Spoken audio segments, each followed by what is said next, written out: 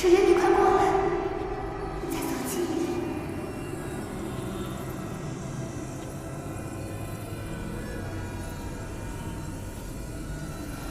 赤云，赤人，我在这儿，快过来。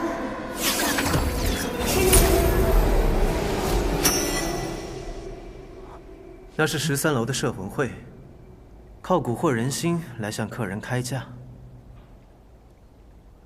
啊，人怪，楼也怪啊！唐公子果然见多识广，本座做生意的这点小心思，全逃不过你的眼睛。唐公子，天上云，老主过，贵宾亲临，13楼可真是蓬荜生辉呀！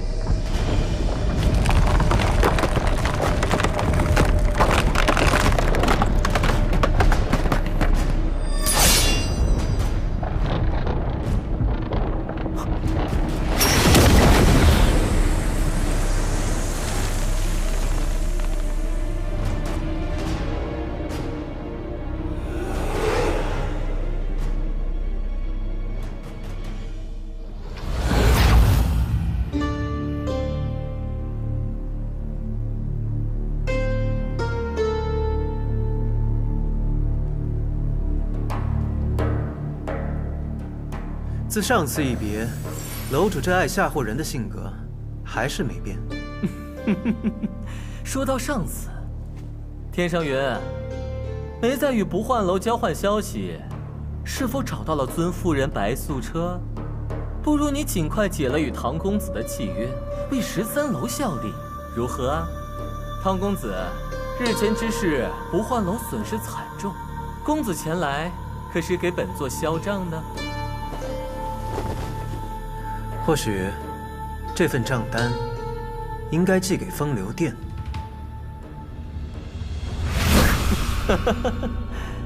你不杀伯仁，伯仁却因你而死，无论是你还是他，都是一样的。逆影术，冤有头，债有主，楼主一向是个明白人。13楼曾替此人给在下送过一只笛子。他只让你去办事，却没告诉你这半只玉笛背后的故事。看来楼主你亦是他的棋子之一。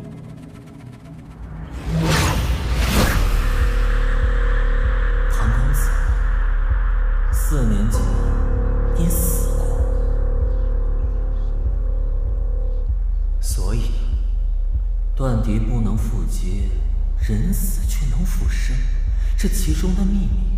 本座很是好奇，楼主，你的好奇可不能帮你做生意。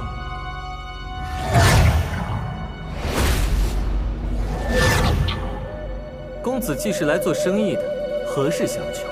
楼主耳目通天，想必对唐某的来意了然于心。今日唐某前来求13楼第一杀手沈狼魂1年之期。公子并非第一次与13楼交易，应知13楼规矩。唐某没有赊账的习惯，请楼主开价。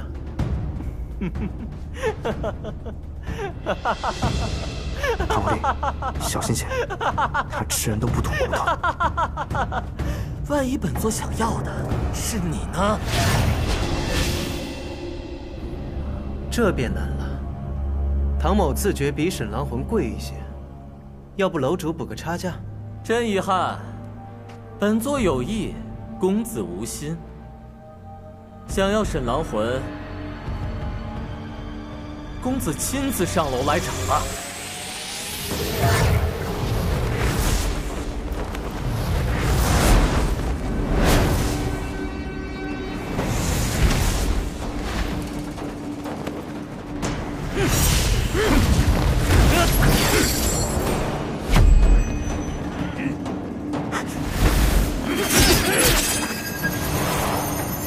上楼，我挡着。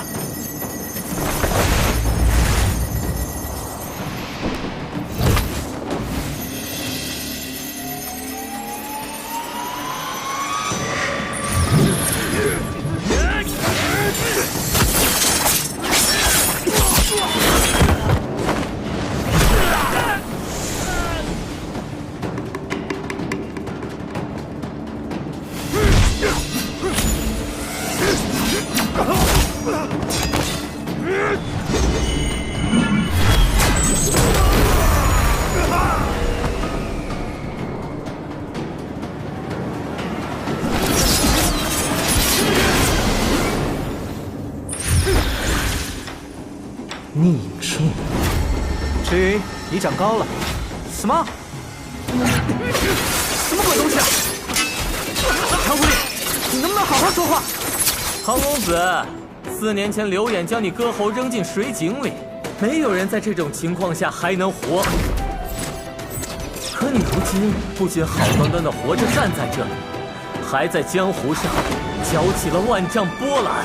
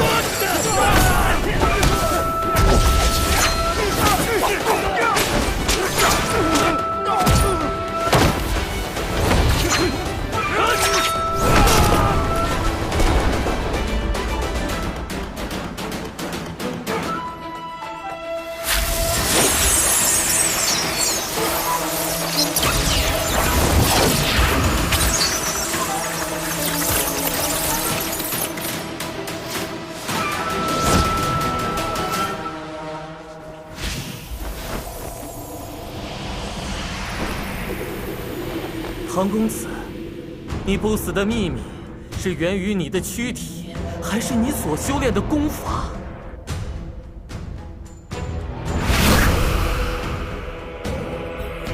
楼主已是命悬一线，那些本与你无关的东西，又何必多问呢？是吗？可若是本座执意要知道答案呢？楼主应该清楚，知道的越多，死得越快。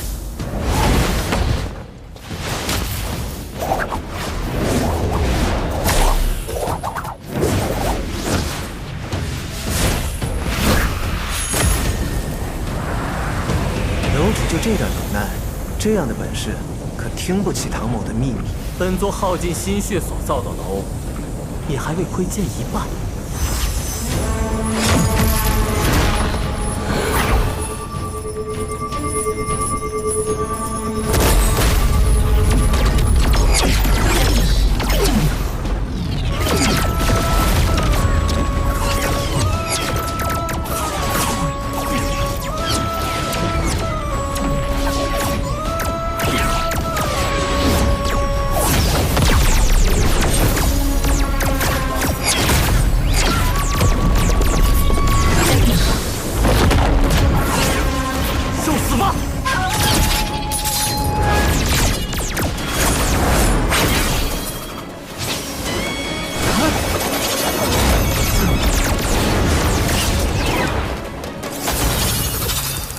鬼斧生，唐给你！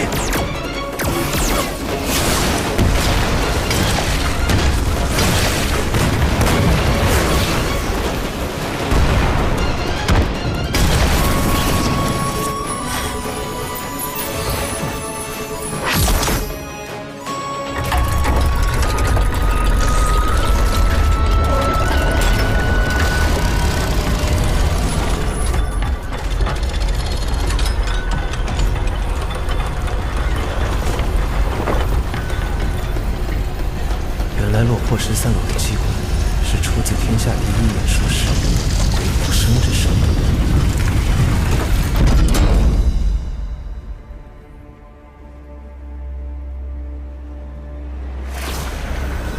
唐公子，你以为只要你不说， 13楼就没办法知道你的秘密了吗？你可知13楼面前就没有能藏住的秘密？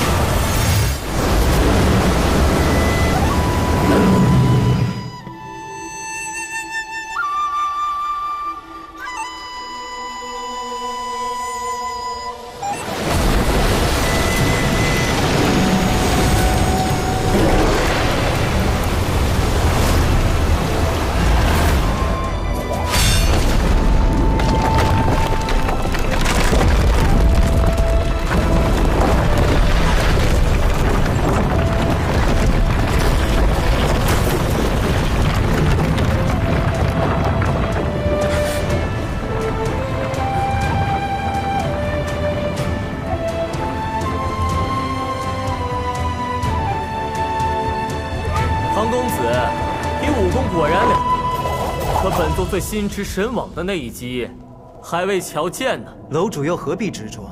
楼将关禁，我要的人呢？唐公子，执着是错，可太过自负也是一样的。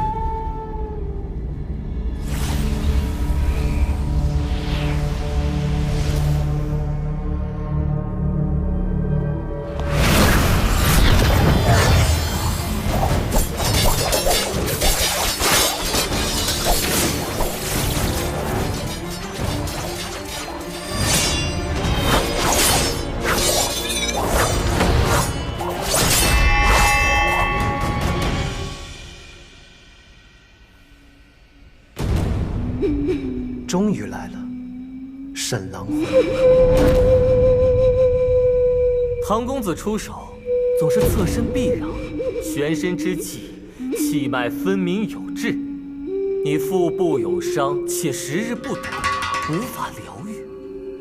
我说的没错吧？你藏得很好，可还是被本座给看出来了。想当年7大高手力战一阙阴阳，方舟当居首功，此战后才被尊为天下第一。唐丽慈啊，你那腹部的伤，该不会是方舟所留的吧？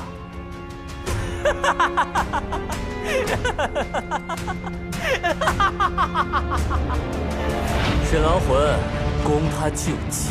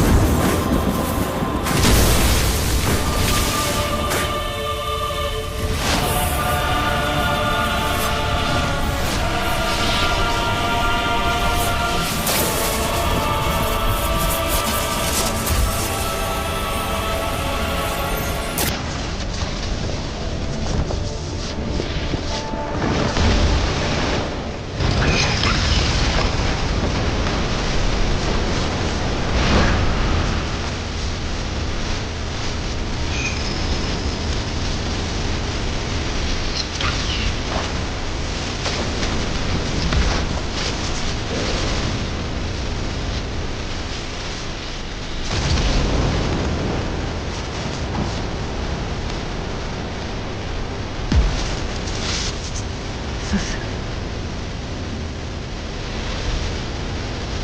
既然阁下执意要看，那这一招，阁下看清楚了。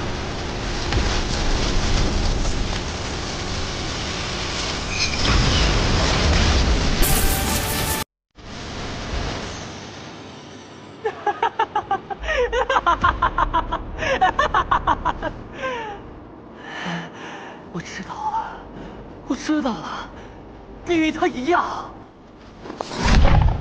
天人无之秘，琉璃往生。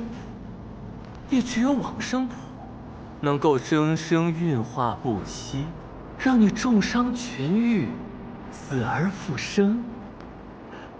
可是为什么你会有一具阴阳的武功？还有，那道在你腹上连往生谱都无法疗愈的伤口，究竟是什么呢？想窥探人心阴暗处，小心反被扯入黑暗里哦。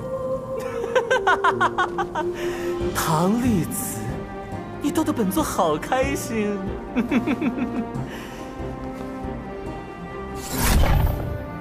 沈狼魂你可以带走，但是他听不听命于你，那得看你的本事。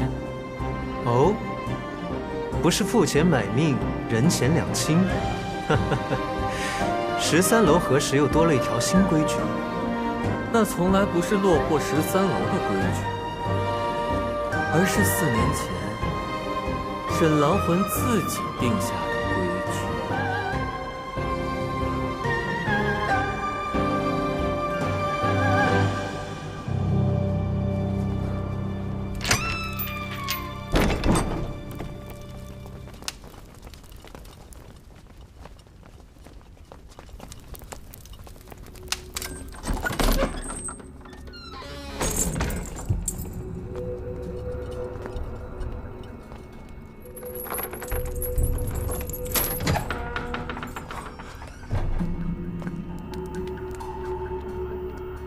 剑王，你终于来了！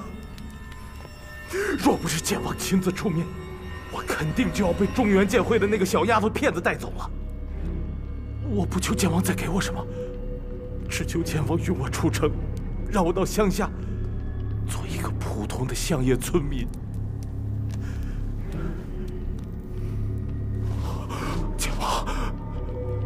剑王，你放心，我嘴严得很，不会牵连到剑王城的。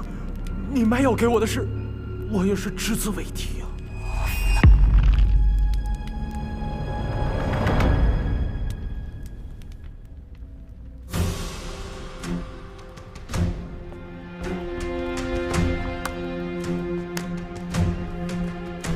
你方才说，谁卖给你的药？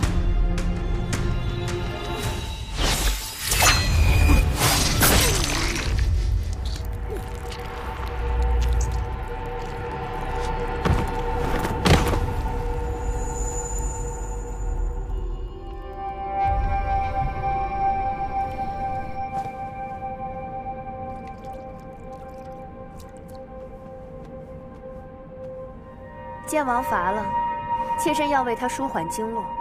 你们收拾收拾，都退下吧。是，白夫人。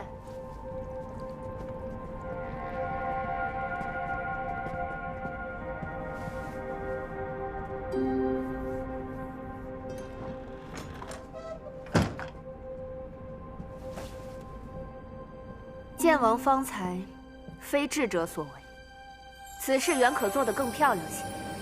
嫌犯江青羽因据风流殿非人报复，畏罪自杀。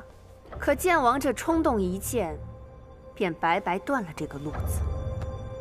我是剑王，何须故布疑阵？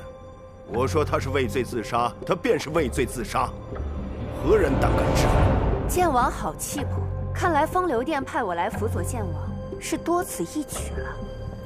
希望过几日面对中原剑会质询时，剑王亦有如此气魄。尊主多虑了，那群蛮横愚昧的长老能奈我何？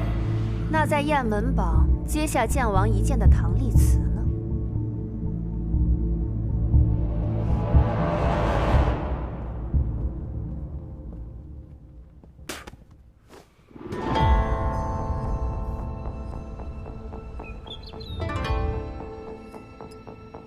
事情就是这样。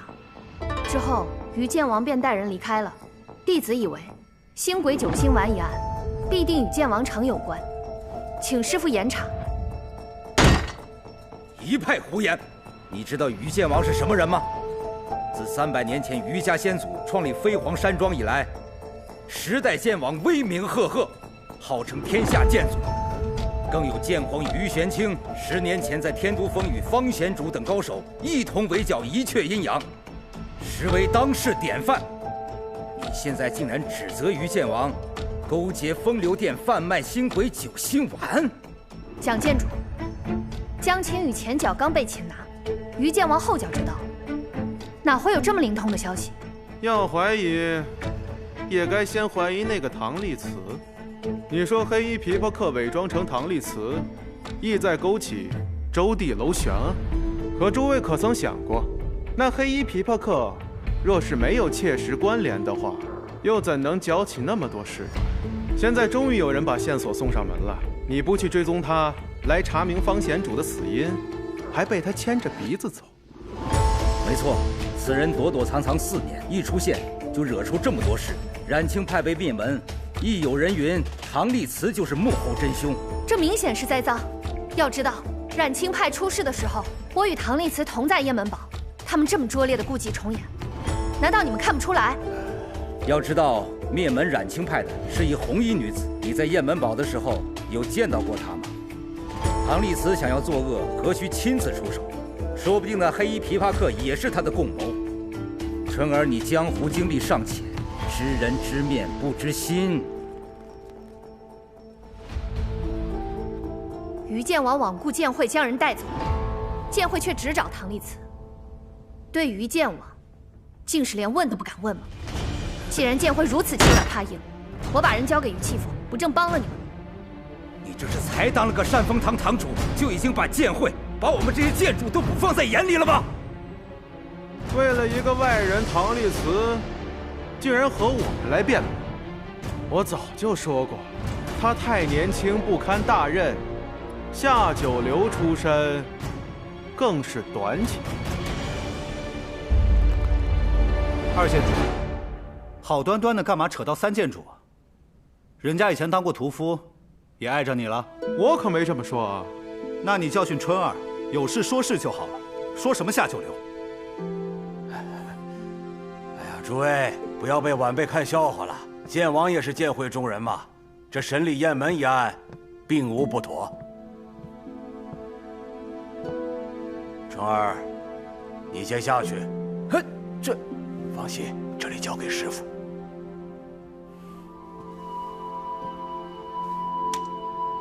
是。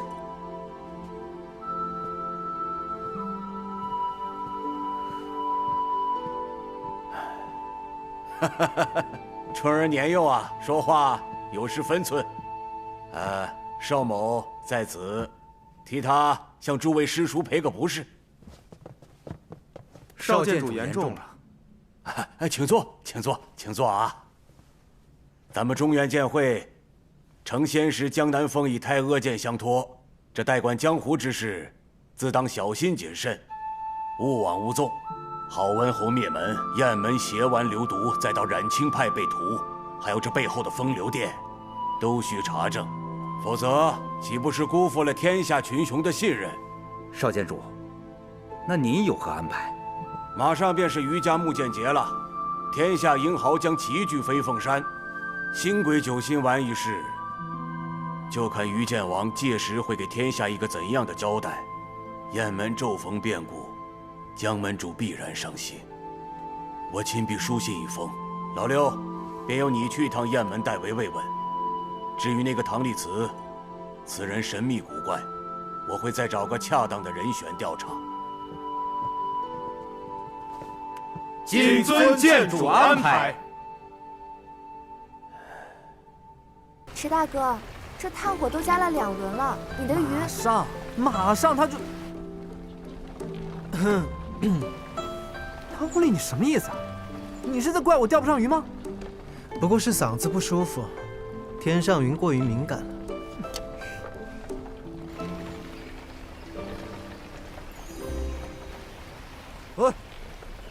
你家那黑不溜秋的一坨，把我刚咬钩的鱼都吓跑了。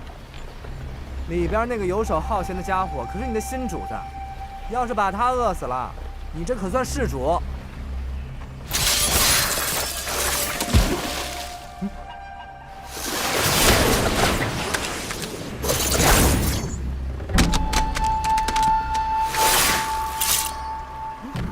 好身手啊！早知你有这本事，老子还在这浪费时间钓什么鱼啊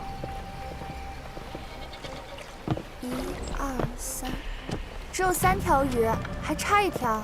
我看啊，是这闷葫芦气性大，打架打输了，自己生闷气。沈兄不上船吗？不行一处事，不是一路人。我没打算帮你，何必同乘一艘船？呀，唐狐狸，失算了吧？千辛万苦的闯楼，现在白瞎了。华鳞彩翅，燕江中以此鱼最为鲜美，只需火烤，无需佐料，方为上乘。阿谁？阿谁这就去烤鱼。且慢，炉火烟大，用这个。这是碧啸珠，摩挲生火，无烟无尘，佩戴于身还可驱寒护体。更重要的是，哇，好东西啊！你从哪搞的？那有树，小心！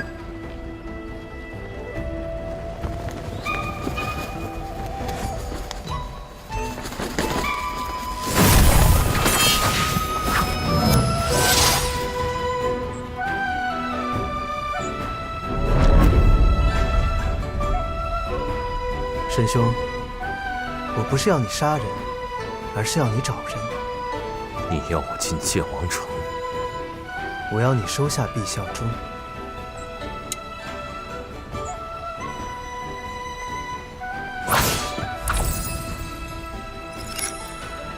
将密影术练到这个地步，这天下也没什么地方去不了，怪不得你要请他帮忙。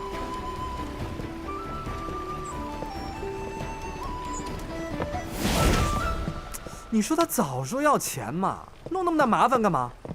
这蝶瓣虫花也是，直接告诉我们不就完了？你错了，池云。沈兄要的不是银两，而是七宝重璧簪上的宝石。此簪曾是皇室至宝，上集7颗价值连城的碧色宝珠，碧啸珠便是其中之一。时人多有效仿，蔚为流行。一阙阴阳之乱时，不慎遗落，遭人拆毁，变卖。自此，七宝散落各地，不仅难寻，更难辨真假。不过，唐某手中这一颗是真的。你解释给谁听呢？唐某恰巧知道，沈兄正在搜寻这7颗宝珠。只要沈兄答应帮忙，唐某同样答应沈兄，帮你一遂心中之愿。我沈某有2个愿望，比起这7宝重璧簪来说，我更想要第2个。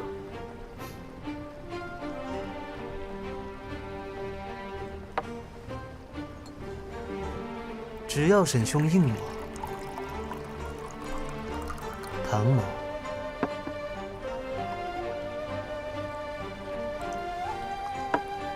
必当周全。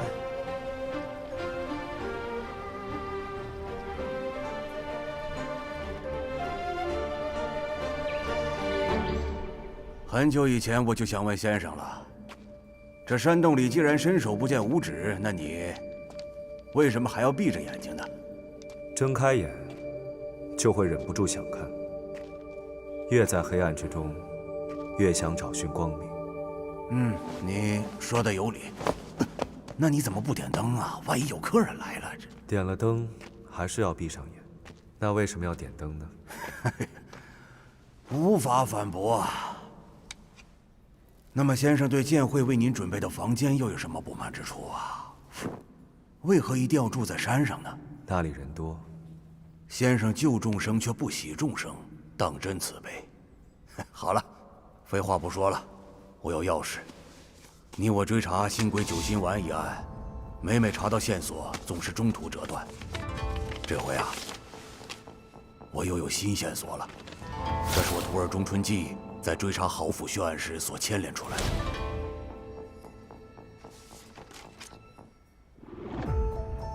唐立慈、于气凤、雁门，天下漕运之要道，信燕传输之空路，这样说得通。令徒带回2件证物，倘若于气凤当真入了邪道，以漕运之便，在背后操控毒丸传播，还妄图染指雁门空运，恐怕不日便会祸及整个江湖。即便他为天下剑圣，也必须处置。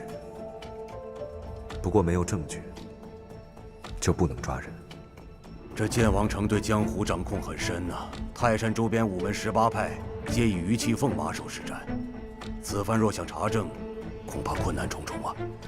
除了于剑王，还有一人，我也很在意。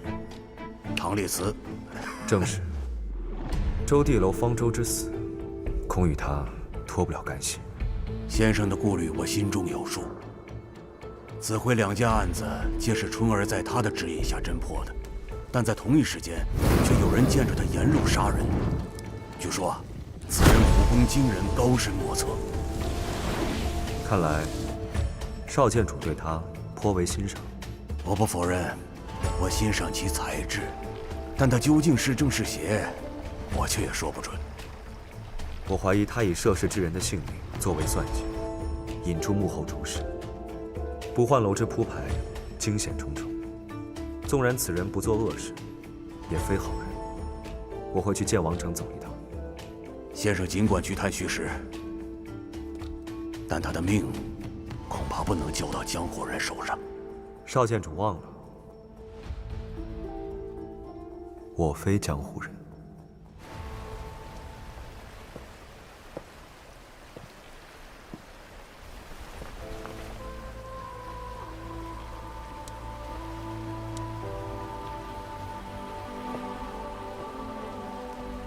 想要集全簪上7宝，就算沈兄是13楼的第1杀手，也难如登天。人在一无所有之时，就会发现自己无所不能。你还没问我第2个愿望是什么？沈兄为何不问我如何帮你实现愿望？我的第2个愿望，想杀一个人。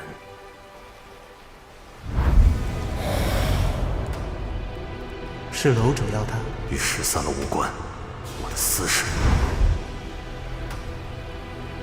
江湖人称沈狼断魂。传闻，除了沈兄手中的剑鞭之外，还有一方秘境绝学，能将敌人困于心魔之中。沈兄今日为何不用呢？今日我志在夺珠，不再杀人。哦，若唐某想要瞧瞧呢？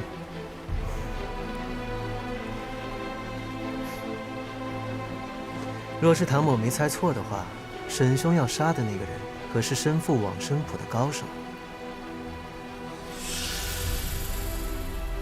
沈兄难道不想知道，你的绝学能否杀得了往生谱传人？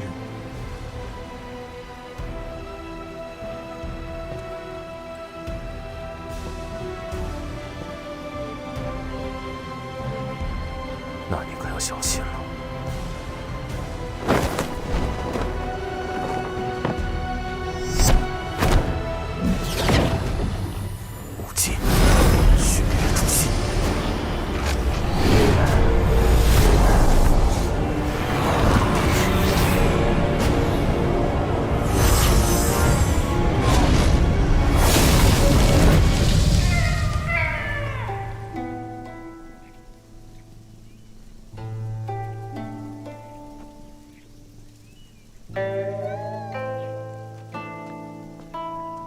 你小子运气可真好啊！入楼1个月，师兄还给你办一个满月酒。吃饭了。哟，还凶我小怪物，你跟我走。力气那么大，这就不是。阿言，你们在闹什么呢？师兄，你看他。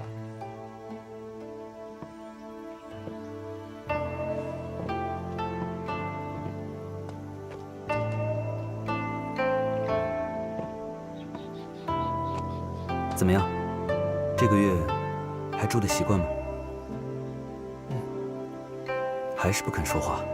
哎呀，师兄你就别管他了。入牢1个月，3棍子打不出个闷声来。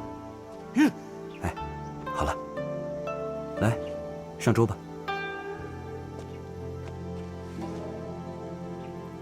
你还没告诉我们，你叫什么名字呢？唐。唐？唐什么？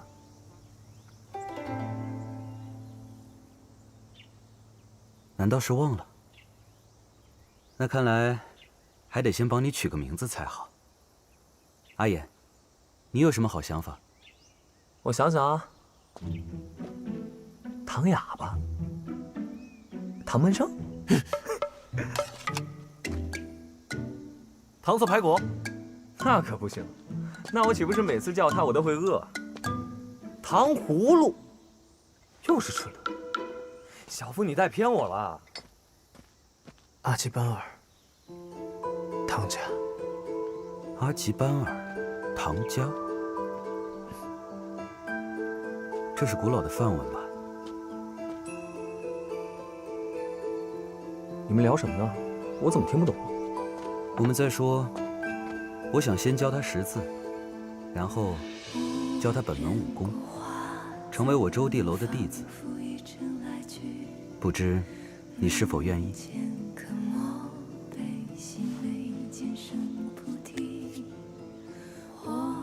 武功。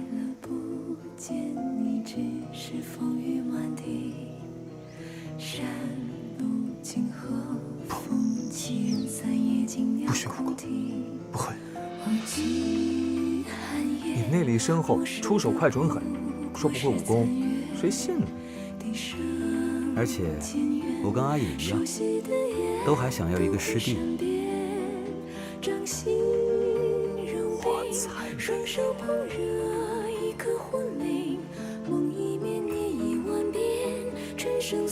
怎么样？你愿意试一试吗？其实武功不是伤人的利器，终有一天，你会用它来保护你在意的东西。保护在意的。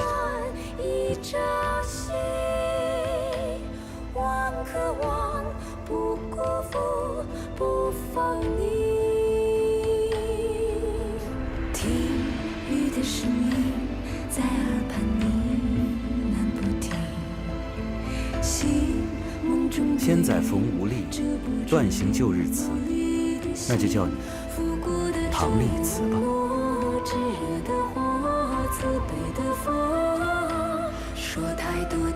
鲜笋焖鸡汤来了，我看看。阿力师弟，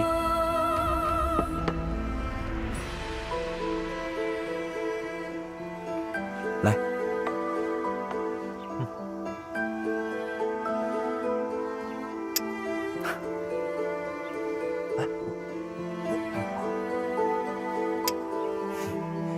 小夫，我们也喝。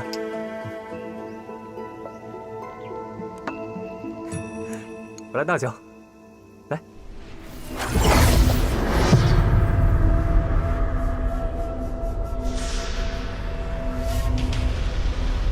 你们师出同门，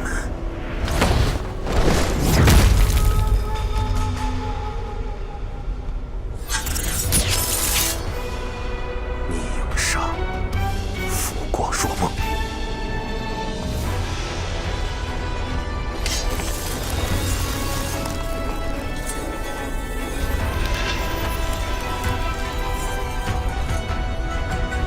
方舟，我一直不明白，为何会走到今天这一步？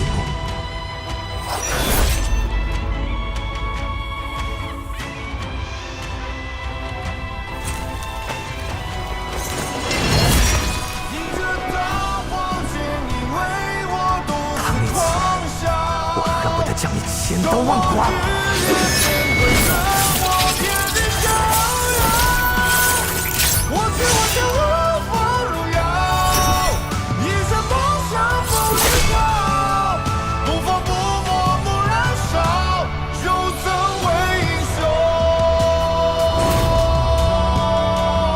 接下来，该唐某听听你有什么样的故事了。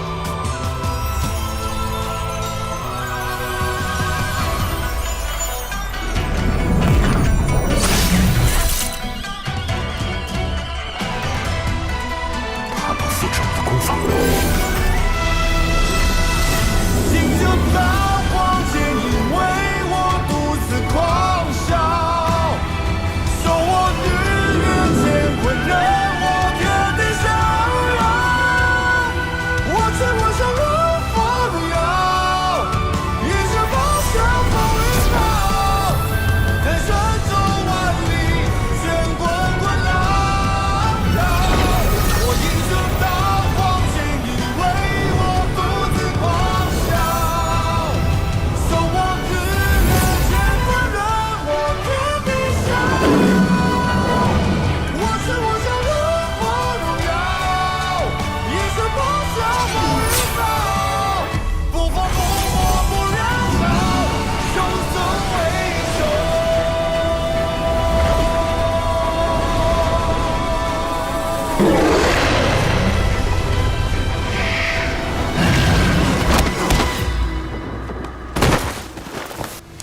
七宝重璧簪，可惜和他的伪装一样，都是虚伪丑陋的赝品。这续命丹倒是真的，你知不知道这么一颗小小的药丸，是医者尝遍百草，以身试毒，无数次九死一生之后的结晶，而你却将它装在恶心的赝品里。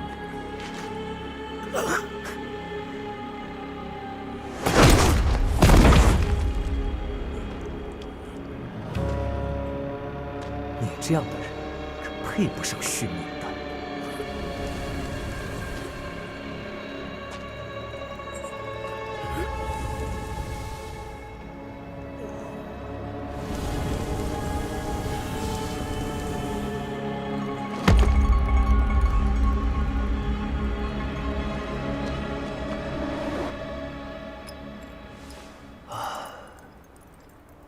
原来是为了一个女人。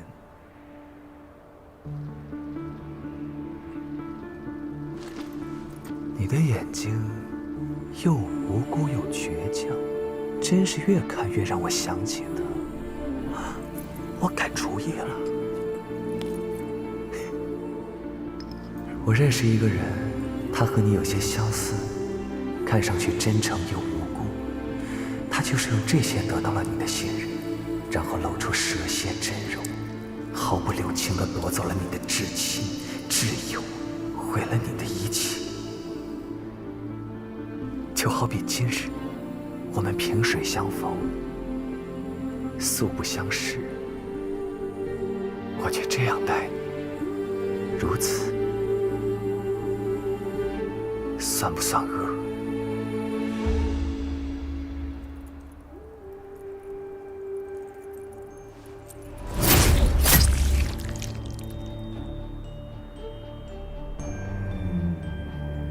我与他的仇恨，倾尽世间江河之水，也血浊不清。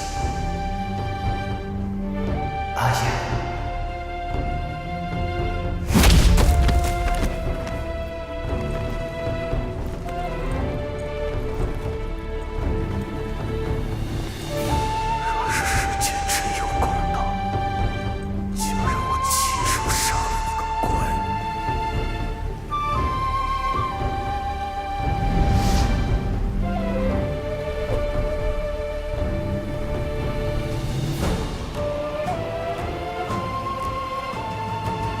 方丈，什么才算因果？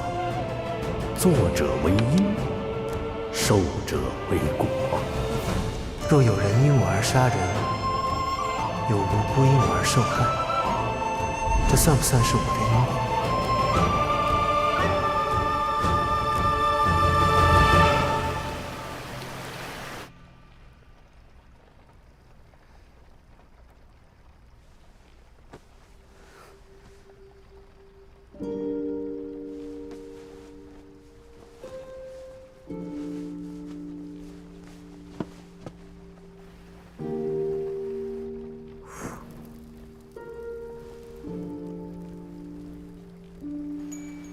？9月初3，购置茶叶烧酒若干。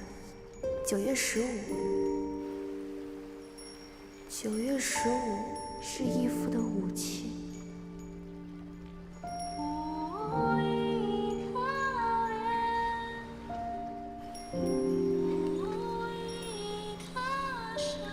我与慧娘相处的日子很短，没有钱，但很快乐。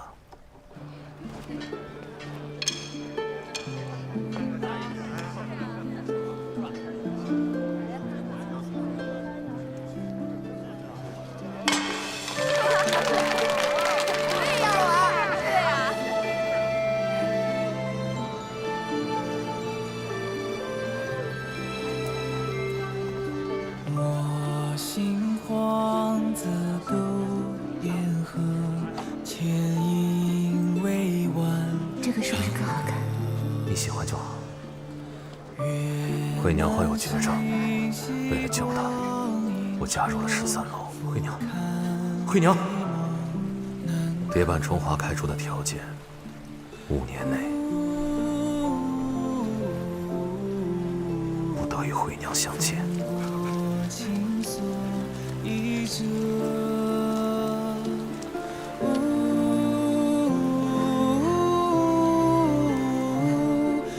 楼主要的，向来是别人负担不起的代价。为了救慧娘，我替13楼卖命5载，直到4年前，我与13楼约满，满怀欣喜，带着可以救慧娘的续命丹，离开13楼。可在黄河边上，遇到了那个人，那人毁掉了续命丹，也就是因为没有这续命丹，慧娘死了。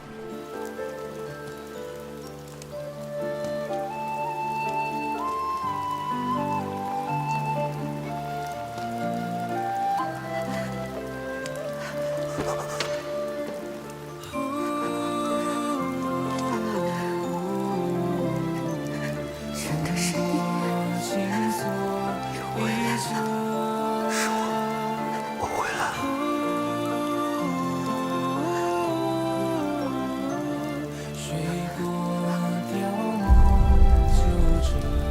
慧娘，慧娘，慧娘，慧娘，慧娘死了，沈郎也随她而去了，留下来的便是如厉鬼魂魄一般寻他报仇的沈郎魂。为了报仇，我重回13楼，只为求他告诉我那个仇人是谁。这一回，他又要了什么样的代价？慧娘的尸体。我将慧娘的尸身交给13楼保管。蝶坂春华将她封在琉璃玉棺中，让我时常能见到她。可每次见到她，都会让我想起我救不了慧娘。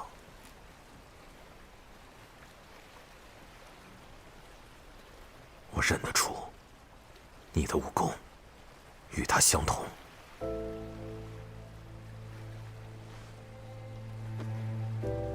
他身上往生谱的功力，就是从我身上夺走的。那人是谁？人在何处？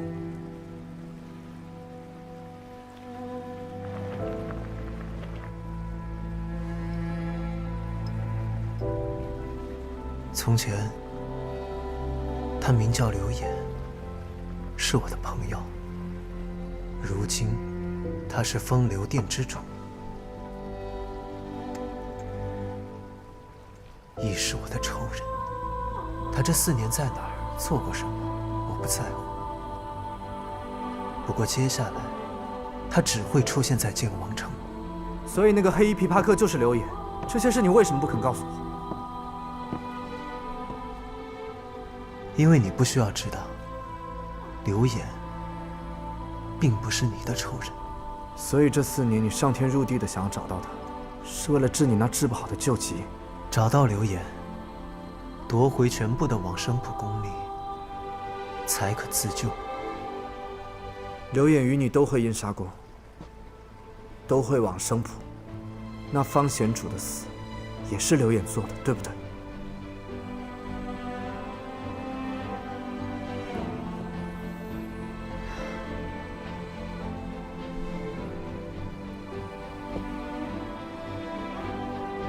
我知道这些事情你不愿意说，可一个于气风就已经够难应付的了。此番入剑王城，再加一个刘琰，更是9死1生的局。唐丽子，我拿你当兄弟，这一次你还是可以不回答，但我一定要还。方舟是我杀的。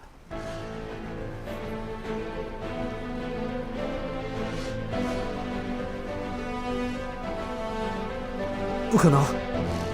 我早说过了，唐某不是好人，周地楼血案的凶手就是唐某。刘琰视他如兄，也是因此而要杀我。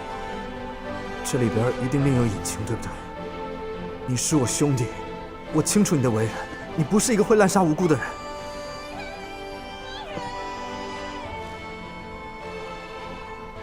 你与刘琰曾是朋友，若剑王城遇到，你该如何？旧日情谊已于4年之前了断，如今唐某时日无多，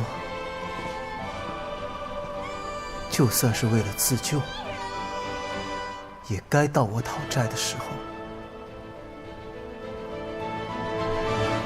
今夜聊的旧事已经够多了。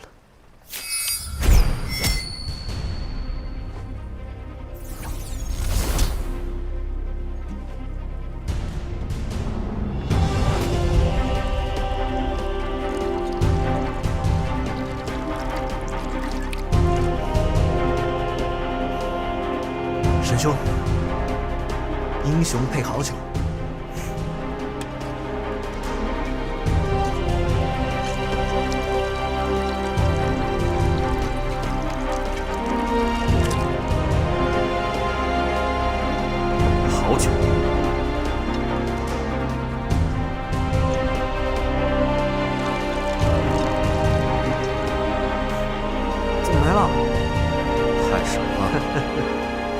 多的是。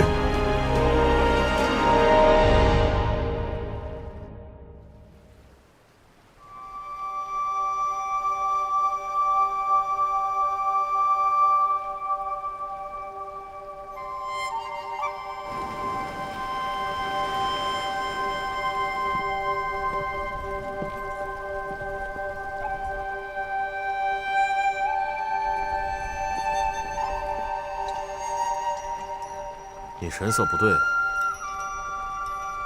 认识再没心没肺的人，被最好的朋友瞒了这么久，也不会开心吧？是因为他杀了方舟，让你失望了？老子早就知道，那姓唐的狐狸不是什么好人。江湖上的人总是要死的，死在谁的手上重要吗？就算我不知道他为什么杀了方舟，但只要我知道他绝不是滥杀无辜之人就够了。老子是邪魔外道，他是妖魔鬼怪，你也不是什么好人，咱们都是一丘之貉。有理。于气凤呢？你自诩邪魔外道，为何要对上他？因为那个姓于的就更是个坏人，打着名门正派的幌子，把反对他的人都说成了邪，混淆黑白，我就要干。和我与唐丽慈相比，你还算不上坏。老沈，你连做坏人都要争个高低啊？啊？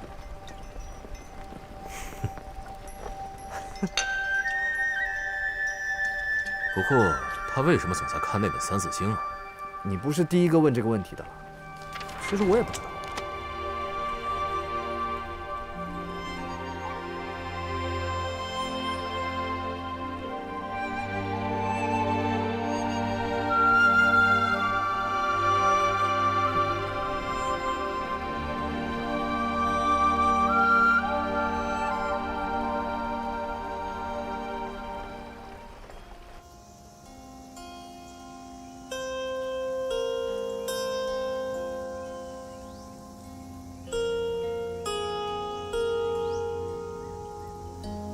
每当尊主听到这支曲子，便是想到那位唐公子了。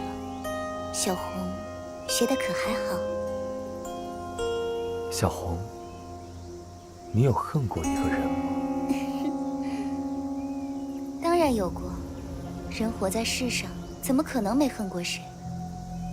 尊主，你也是一样的吗？我本以为随着逝者长离，我心中的恨意便会减几分。可是到了现在，我却恨得更深。我听人说，如果恩怨长久深沉，便会在冥冥之中促使我们与那人相逢。那相逢又是为了什么？相逢，当然是为了离别。对了，相逢就是为了离别。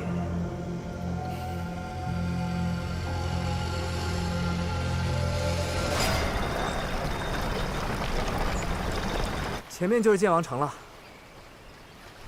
这于老儿就喜欢臭血味，这运河宽的，哼，都能通上天了。剑王城的住民10万余，天下巨富万翘斋在此也开有分号，和于家素有生意往来。于气凤统揽着天下漕运和那万翘斋，多少都有合作之意。万翘斋我知道，好像是什么国丈还是国舅的产业。宜阙阴阳死后还没几年呢，这万翘斋就已经富甲一方了。怪不得江湖豪杰都聚集于此，可光靠做生意，侠客们便能服膺？自是不能。若提到剑王城，便不得不提剑皇于玄清，人称八风来移读此剑，百兵朝皇第1人，而他也是天都峰之战中诛杀一阙阴阳的7大高手之一。剑皇，乖乖，诛杀一阙阴阳，那可了不起啊！从那一战之后，一阙阴阳身陨，于玄清伤重难愈，选择在天焰剑壁自行兵解。兵解前，在天焰剑壁留下一道剑印，留有缘者得知。若非3年前，于气凤终于悟出西风斩荒火的真意，今日的剑王城，盛名难续。于家木剑节9月初7时，共历7日，开剑、试剑、验剑等诸项活动繁杂。如果我没记错的话，今日恰好是开剑与试剑之日。